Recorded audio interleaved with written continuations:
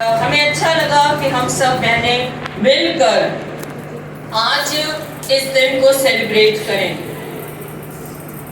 International women's day इसलिए मनाया जाता है ताकि बहनों को, महिलाओं को पूरी दुनिया में सशक्त बनाया जा सके, उनको समान न्याय मिल सके, रिस्पेक्ट मिल सके, रिसोर्सफुल होने पाए, वो सारे स्रोतों तक, उनकी संसाधनों तक उनकी पहुंच हो। और जो सबसे अच्छी बात मुझे लगी इस साल वो ये कि जो इंटरनेशनल वुमेन्स डे का थीम है इस साल का, कोई बता सकता है क्या है? Anyone of you? Give and gain. Give And gain. to gain. Give to gain. कुछ प्राप्त करने के लिए कुछ देना जरूरी है। और ये जो थीम है, ये जो शीर्षक है, आप कह सकते हो, ये परमेश्वर के वचन के बहुत ज्यादा करीब है, क्योंकि परमेश्वर का वचन जो है वो हमें देना सिखाता है, वो हमें उदारता सिखाता है, जिसको हम अंग्रेजी में बोलते हैं जेनरोसिटी, उदारता, देना और उदारता से देना। और जब हम अपने जीवन में देंगे और उदारता से देंगे, निश्चित तौर पर हम परमेश्वर की ब्लेसिंग्स को रिसीव कर पाएंगे। अगर मैं और आप यीशु मसीह को देखें तो मैं और आप एक ऐसे परमेश्वर की सेवा करते हैं जिसने अपना सब कुछ दे दिया। परमेश्वर की जो योजना थी वो देने के विषय में थी, वो उदारता के विषय में थी। परमेश्वर का वचन यूहन्ना 3:16 में यही तो कह रहा है कि परमेश्वर ने जगत से ऐसा प्रेम किया कि उसने अपना इकलौता पुत्र क्या किया? दे दिया। अपने पास नहीं रख छोड़ा, दे दिया, ताकि जो कोई उस पर विश्वास करे, He gave His Son for humanity, for salvation, for forgiveness, for healing. He gave His Son. उदारता से देना, ताकि मनुष्य जाति जो कोई उस पर विश्वास करे, अगर यीशु ना होता तो अनंत जीवन की प्रतिज्ञा हमारे जीवन में काम नहीं करती, पापों की क्षमा हमारे जीवन में काम नहीं करती। ये जो आज हम कहते हैं कि हम बहुतायत का जीवन जी रहे हैं, ये हमारे जीवन में काम नहीं करता। और जिस पर्पस के लिए यीशु मसीह को इस दुनिया में भेजा गया, प्रभु यीशु मसीह ने उस पर्पस को पूरा भी किया, पूरा किया उसने। सोच करके देखिए, देना और उदारता से देना। हमारी 1000 रुपये सैलरी है, 100 रुपये मेरी टाइप बनती है, मैं 101 रुपये हरगिज नहीं खर्च करूंगा। ये उदारता नहीं है। या 1000 मेरी सैलरी है, 500 रुपये मेरे खर्चे हो जाते हैं, दूध में, किराए में, इसमें उसमें, बच्चों की फीस में, राशन में जो 500 बच रहे हैं उसमें से मैं अपना दशमांश निकालूंगा। ये उदारता से देना नहीं है। एक मसीही जीवन में उदारता का होना बहुत जरूरी है। हम सब अपने जीवन में दूसरा जो पार्ट है गेन करना, प्राप्त करना, उसकी बहुत लालसा रखते हैं। ये मिल जाए, वो मिल जाए, वो मिल जाए, वो मिल जाए, वो मिल जाए। लेकिन उससे पहले जो एक शर्त है उसको हम अपने जीवन में पालन नहीं करते हैं। परमेश्वर के वचन से अगर आप मेरे लिए एक आयत निकालें, दूसरा कुरिन्थियों उसका 9 अध्याय और उसका 6 और 7वां पद मेहरबानी से मेरे लिए पढ़ दीजिए। दूसरा कुरिन्थियों उसका 9 अध्याय, जिस किसी को भी मिल जाए वो पढ़े। मैंने ऐसा नहीं है कि नीता को ही मैंने बोला कि तुम पढ़ो, जिसको भी मिल जाए वो पढ़ दे। परंतु बात ये है, लिखा हुआ है 6 पद में, परंतु बात तो ये है जो थोड़ा होता है जो थोड़ा होता है वो थोड़ा काटेगा भी, वो थोड़ा काटेगा भी, और जो बहुत होता है और जो बहुत होता है वो बहुत वो काटेगा। बहुत काटेगा। ध्यान दीजिएगा परमेश्वर का वचन मुझसे और आपसे क्या कह रहा है। एक किसान अपने खेत में थोड़े बीज डालेगा, बचा बचा के डालेगा, क्या होगा उसके खेत में? थोड़ा अनाज होगा। सिंपल, यही सिद्धांत है, यही प्रिंसिपल है।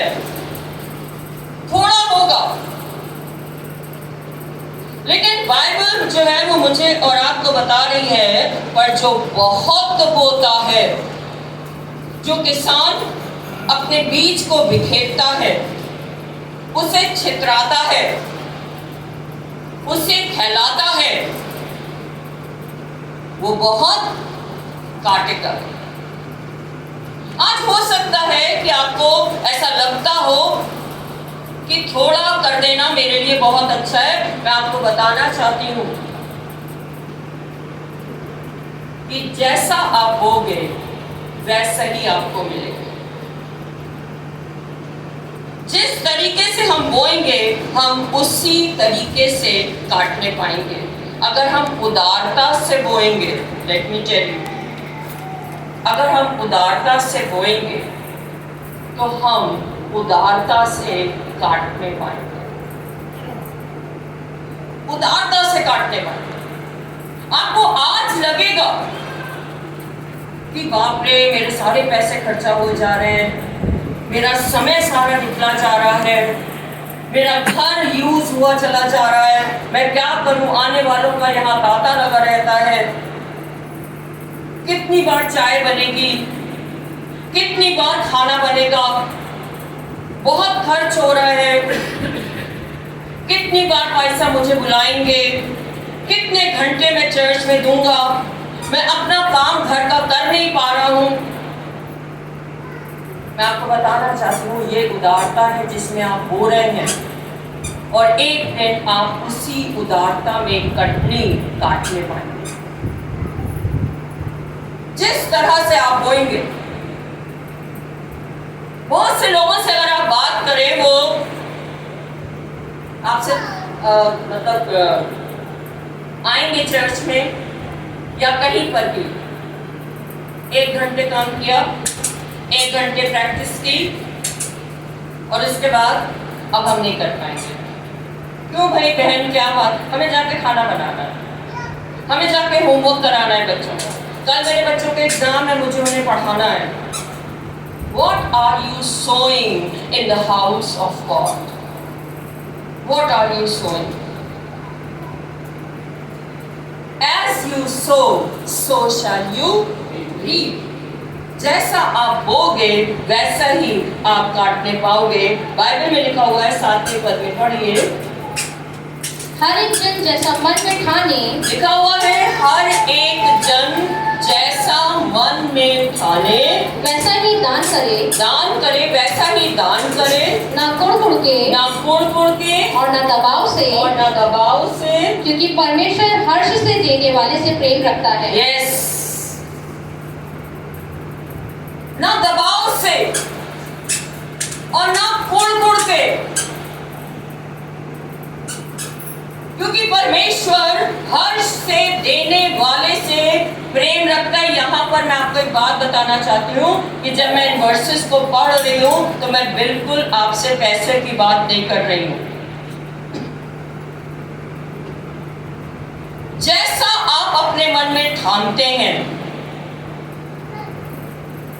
और दबाव से तो बिल्कुल नहीं, क्योंकि अगर आप दबाव में आकर के कोई काम करेंगे तो आपको आशीष नहीं मिलेगी, आप कुछ काटने नहीं पाएंगे। अगर आप कोड़ के करेंगे, इफ यू सो ग्रजिंगली, कोड़ के, अरे बाप रे अब इन्होंने बुला ही लिया है तो अब तो हमको जाना ही पड़ेगा और हमें तो ये करना ही पड़ेगा, मुझे ही बुला लेते हैं, मुझसे ही कहते हैं, और इस तरह की बातें। मैं आपको बताऊं, ऐसे लोग अपने जीवन में कोई आशीष प्राप्त नहीं कर पाते। Why? Because परमेश्वर हर्ष से देने वाले से, God loves a cheerful giver. When you surrender yourself wholeheartedly, when you give with generosity, you will see the provision of God in your life. हर्ष से दे रहे हैं, ठीक है, हमें यहाँ देना है, हम यहाँ भी देंगे, हमें वहाँ देना है, ठीक है, खुदा ने मुझे दिया है, मैं वहाँ भी करूँगा, मैं अपने कलीसिया में भी सेवा करूँगा, मैं बाहर भी जाकर के सेवा करूँगा, मैं ये वाला काम खाना बनाने का है चर्च के लिए, मैं वो भी करूँगा, मुझे कूड़ा उठाना पड़ेगा चर्च के लिए, मैं वो भी करूँगा, मैं भाई साहब के संग दुआ करने भी चला जाऊँगा, मैं सब कुछ करूँगा, लेकिन कोड़ कर नहीं।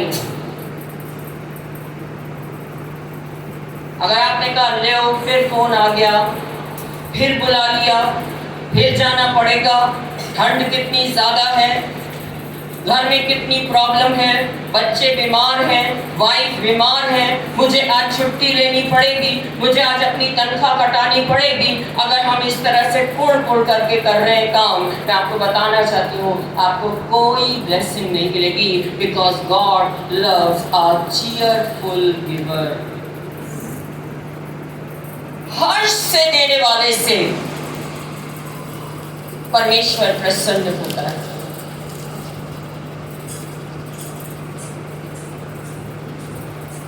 परमेश्वर के वचन से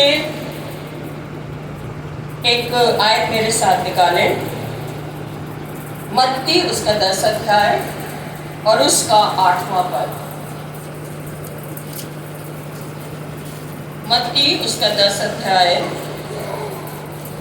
बीमारों को चंगा करो। देखिए यीशु मसीह की शिक्षा क्या है।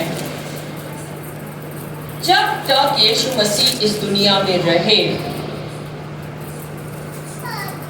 उन्होंने उस काम को जो परमेश्वर ने उन्हें दिया था इस पृथ्वी पर करने के लिए, उसे उन्होंने पूरा किया उन्होंने, और यहां तक कि उन्होंने अपनी जान भी दे दी। इवन जब बालकों को माँ लेकर के आई, लोगों ने कहा मत जाओ, उनके पास डिस्टर्ब करेंगे, उसने कहा बच्चों को मेरे पास आने दो। स्वर्ग का राज्य तो उसी का है जिसका मन बच्चों के समान है। जब वो अंधे भिखारी को जो सड़क के किनारे था चेले रोकने लगे, तब यीशु ने उसे बुला लिया और उसकी आंखों को ठीक कर दिया। उदारता से उसने काम किया। और यहाँ पर भी यीशु मसीह अपने चेलों को एक बात सिखा रहा है, और क्या कह रहा है, पढ़िए मेहरबानी से दोबारा। बीमारों को चंगा करो। लिखा हुआ है बीमारों को चंगा करो, मरे हुओं को जिलाओ। जो मर गए हैं आत्मिक रूप से। आपको पता है बहुत सारे लोग आज आत्मिक रूप से मर चुके हैं।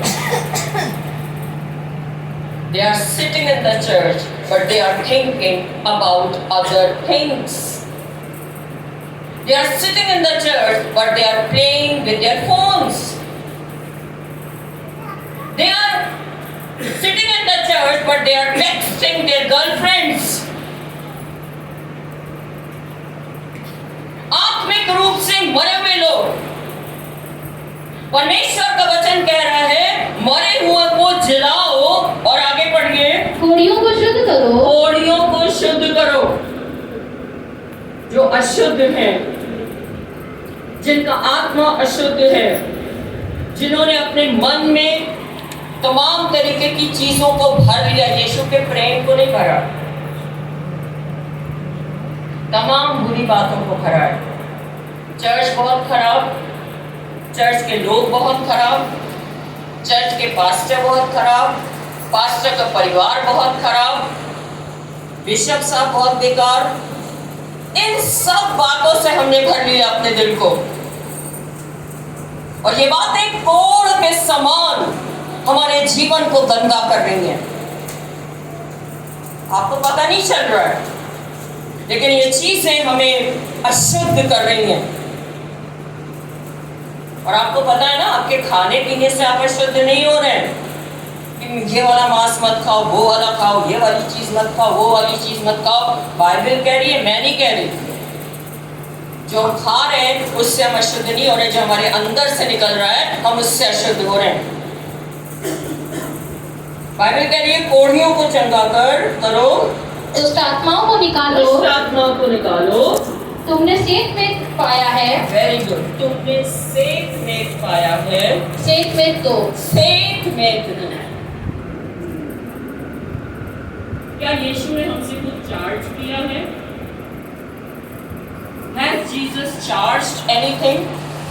यीशु मसीह ने कहा चलो मेरे पास आओ, ये गहने अपने रखो, तब मैं तुम्हें चंगा करूंगा। यीशु ने कहा मेरे पास आओ, 1 रुपए की गठरी लेकर के आओ, तब मैं तुम्हें चंगा करूंगा।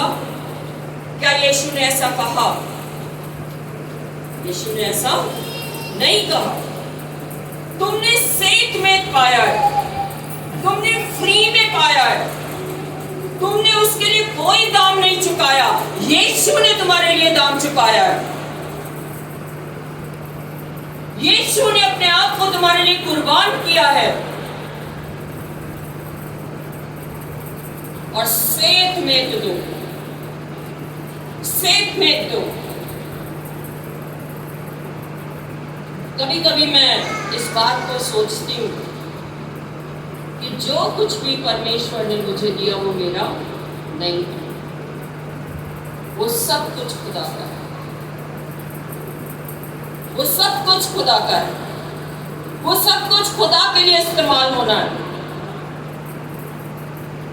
चाहे वो हमारा फैमिली हो, चाहे वो हमारी नौकरी हो, चाहे वो हमारे पैसे क्यों ना हो। हमने कोई फिक्स्ड डिपॉजिट नहीं करा के रखा, चाहे तो आके चेक करो, कभी कुछ नहीं किया, कभी इतना हुआ ही नहीं, और ना कभी चाहत हुई कि लाओ इतने पैसे बचाकर और इसको हम फिक्स्ड कर दें, भविष्य में काम आएंगे, because I know who holds my future. मुझे पता है कि मेरा फ्यूचर, मेरा भविष्य किसके हाथों में है। और जब हमें पता होगा तो हमें किसी बात की चिंता नहीं, किसी बात की चिंता नहीं हो। आपको पता है ना वो स्त्री जिसे 12 वर्ष से लहू बहने का रोग था, उसने यीशु के जब जामन को छुआ, यीशु ने कहा तेरे विश्वास ने तुझे चंगा किया, कुशल से चली जा, कुशल से चली जा। यीशु ने उसके जीवन में कुशलता बोली, होलसमनेस बोली।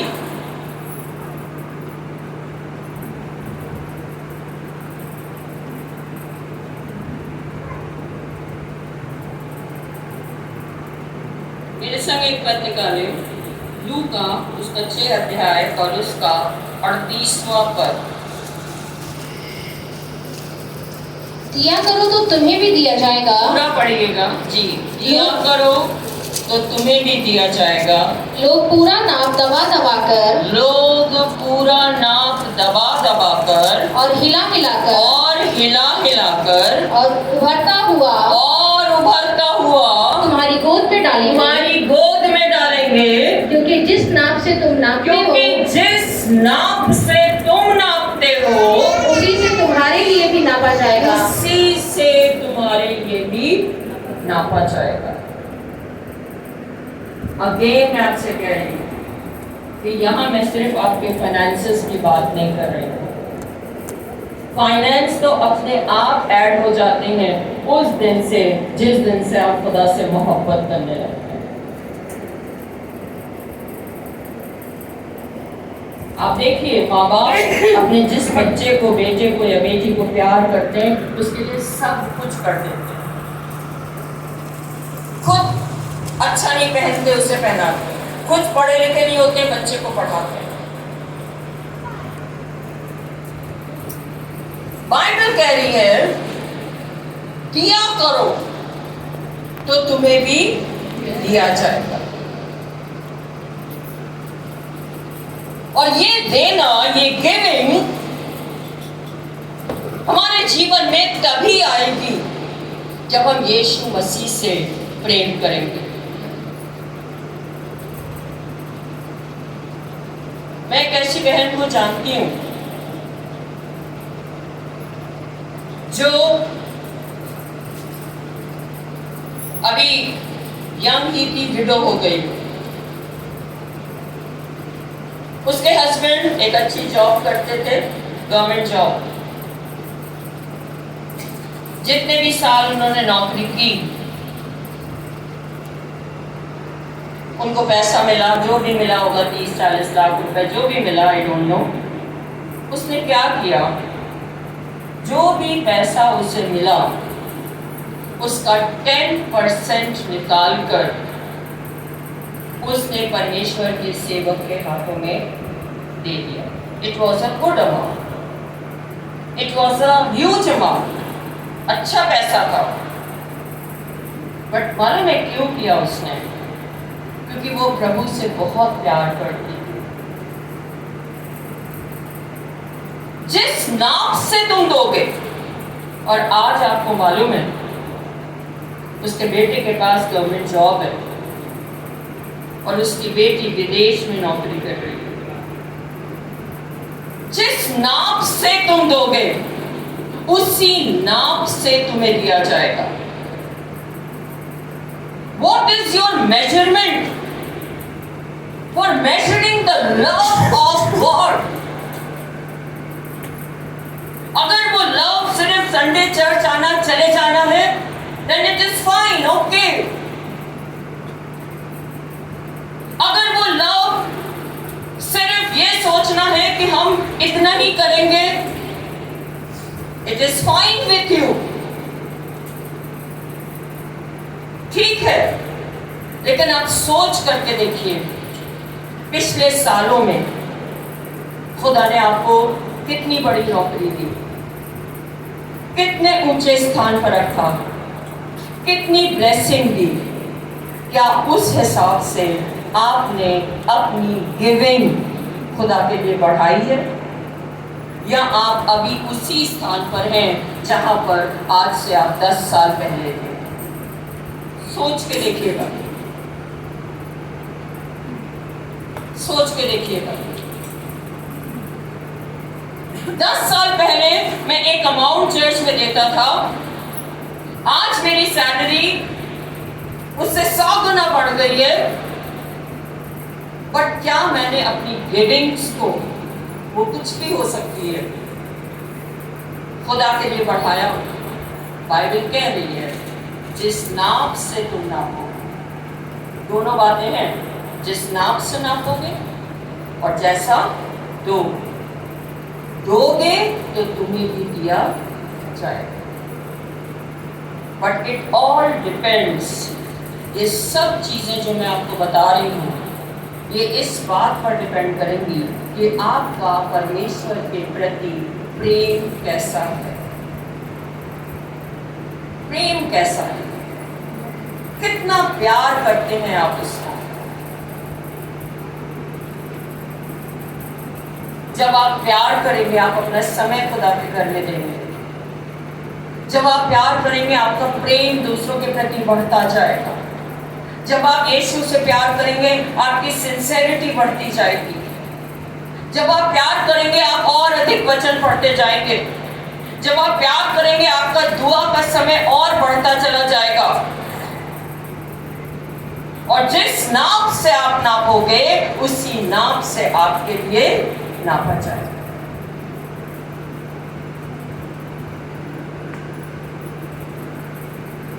पहला यूहन्ना 3 अध्याय और उसका 17वां पद पढ़ें।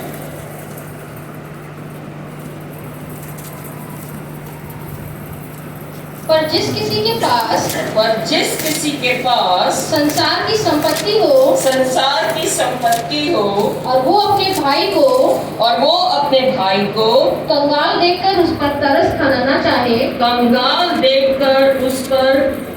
खाना ना चाहे, तो उसने परमेश्वर का प्रेम कैसे बना रह सकता है। सोचिए, एक भाई जिसके पास सारे जहान की संपत्ति है, लेकिन वो अपने भाई को कंगाल देखकर उस पर तरस खाना ना, मैंने देखा है और इसीलिए मैं एक्सपीरियंस से आपको बोल रही हूँ। हम नहीं करेंगे। क्यों करें? जब हम इनसे कहते थे तो इन्होंने किया नहीं, और इसलिए हम इनके लिए नहीं करेंगे। इतने आलसी हैं, कुछ करना नहीं चाहते, हम इनके लिए कुछ नहीं करेंगे। और इस तरह कह के हम पल्ला झाड़ कर निकल जाते हैं। लेकिन अगर परमेश्वर का वचन कह रहा है कि अगर आपके पास सारे जहान की संपत्ति है और आप अपने भाई पर जो कंगाल है उस पर तरस खाना ना चाहें, तो आप में परमेश्वर का प्रेम कैसे बना रह सकता। जब जिसके संग आप रह रहे हो, एक घर में रह रहे हो, जिसके संग आप लोग पैदा हुए एक साथ, एक संग खेले कूदे, लड़ाई झगड़ा किया, एक ही माँ बाप, एक ही सब कुछ, और आज आप उस भाई पर तरस नहीं खा पा रहे। मैं नहीं कह रही हूँ, बाइबल कह रही है, तो तुम में परमेश्वर का प्रेम कैसे बना रह सकता है? कैसे बना रह सकता है? लोग सोचते हैं कि हमें कोई प्यार नहीं करता। क्या आपको प्यार करने की जरूरत है? पहले आप प्यार करें, पहले आप लोगों के पास जाएं, पहले आप उनसे मोहब्बत दिखाएं, and then people will come flowing to you and will take care of you. लोग आएंगे आपके पास, दिखा हिला कर, दबा कर, उभरता हुआ। मैंने जानती है, हम लोग जब आटा वाटा निकालते हैं घूमने के लिए कैसे करते हैं, तुम्हारी गोद में लाकर डालेंगे। पर पहले इस बात को ध्यान रखो। मैं आपके बीच में एक आयत लेकर के खत्म करूंगी। बाइबल कह रही है, धोखा ना खाओ, परमेश्वर ठट्टों में नहीं उड़ाया जाता। मनुष्य जो बोता है वही काटता है। जो शरीर के लिए बोता है वो शरीर के द्वारा विनाश की कटनी काटेगा, और जो आत्मा के लिए बोता है वो आत्मा की उन्नति की कटनी काटेगा। अपनी शरीर की क्रियाओं को मारने की जरूरत है मुझे और आपको। परमेश्वर ठट्टों में नहीं उड़ाया जाता, ध्यान रखिएगा। ठट्टा उड़ाने का मतलब सिर्फ ये नहीं है कि हम हंस रहे हैं, वो कैसे डांस कर रहे हैं, वो कैसे गा रहे हैं, और ये पादरी लोग ये तो खजड़ी बजाते हैं, ये सब नहीं, ये ठट्टा नहीं है। परमेश्वर के वचन का इनकार करना ये ठट्टा उड़ाना है। परमेश्वर के वचन से स्टेप आउट कर जाना ये ठट्टा उड़ाना है। परमेश्वर के काम को हल्का जानना ये ठट्टा उड़ाना है बहनों भाइयों, ये ठट्टा उड़ाना है। जब आप कलीसिया में टेक्स्ट कर रहे हैं एक दूसरे को, कनेक्ट कर रहे हैं, ये ठट्टा उड़ाना है परमेश्वर का, ये है ठट्टा उड़ाना। और प्लीज अपने आप को धोखे में ना रखिए कि हम बहुत सही हैं, बहुत पवित्र हैं, बहुत अच्छे हैं, बहुत धर्मी हैं। नो, आप ठट्टों में उड़ा रहे हैं। मनुष्य जो बोता है वही काटता है। शरीर के लिए बोगे, शरीर के अनुसार विनाश की कटनी काटोगे, और अगर आत्मा के लिए बोगे तो आत्मा के अनुसार परमेश्वर की आशीष आपको मिलने पाएगी। Give in order to gain, दो तो तुम्हें भी दिया जाएगा, जैसे परमेश्वर ने अपने पुत्र प्रभु यीशु मसीह को हमारे और आपके लिए दे दिया, ताकि जो कोई उस पर विश्वास करे वो नाश ना हो वरन अनंत जीवन पाए। Praise the Lord.